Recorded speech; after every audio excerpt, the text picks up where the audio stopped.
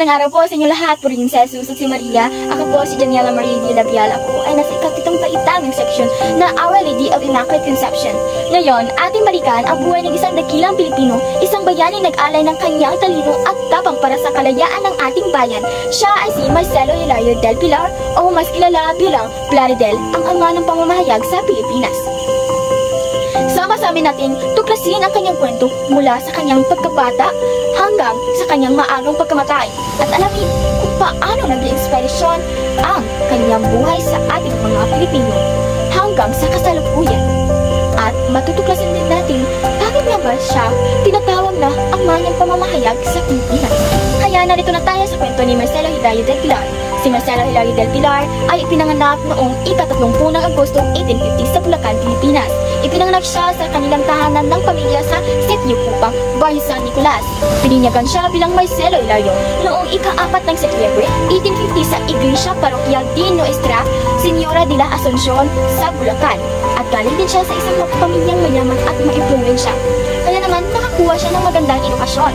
Pero hindi lang basta mayaman si Marcelo, matalino siya at matapang. Nung bata pa siya, nagkaroon siya ng alitan sa isang pura paruko dahil sa sobrang bayan sa binyag. Napakulong siya dahil dito, pero hindi siya nagpatinag. Sa halip, mas lalo siyang nagalit sa mga private dahil sa kanilang pang-aabuso.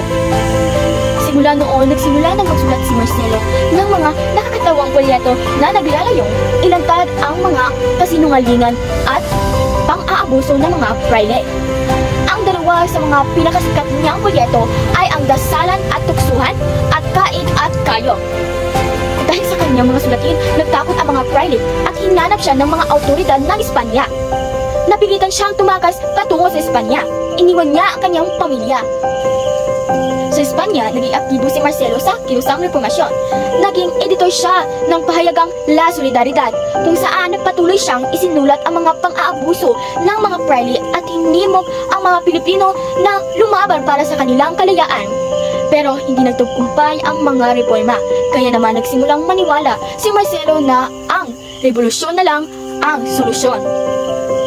Ang kanyang mga salita ang nagbigay inspirasyon kay Andres Bonifacio na magtatag ng Katipunan, isang lihim ng organisasyong revolusyonaryo. Pero mga kaibigan, hindi nagtagal ng kasakit si Marcelo ng tuberculosis. Namatay siya sa Barcelona noong 1896, malayo sa kanyang pamilya.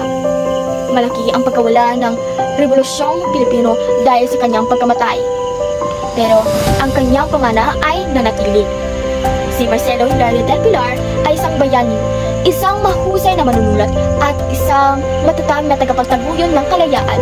Siya ay tinatawag na ama ng pamamahayag sa Pilipinas dahil siya ay isang tunay na bayani sa ating wika.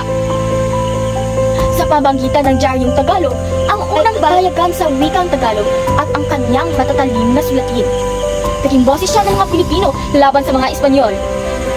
Ang kanyang mga gawa ay nagbigay inspirasyon sa mga susunod na henerasyon ng mga manunulat at mga mamahayag at nagpakita ng kapangyarihan ng panulat sa pagpapalaganap ng kamalayan at pagtataguyod ng kalayaan at hanggang ngayon patuloy siyang hinahangaan ng mga Pilipino.